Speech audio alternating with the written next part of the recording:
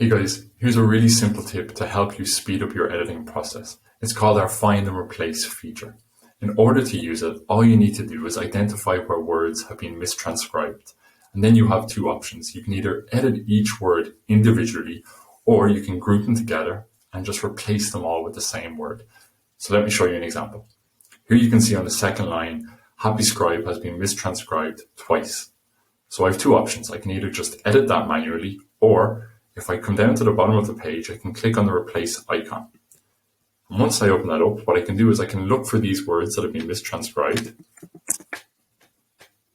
And here immediately, you will see a full list of all the words that have been transcribed incorrectly.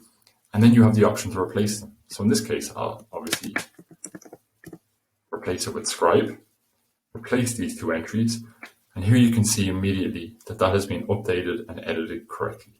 All that's left to do is save my edits. And that's it, the Find and Replace icon on Happy Scribe. I really hope this helps speed up your editing process. Cheers, guys.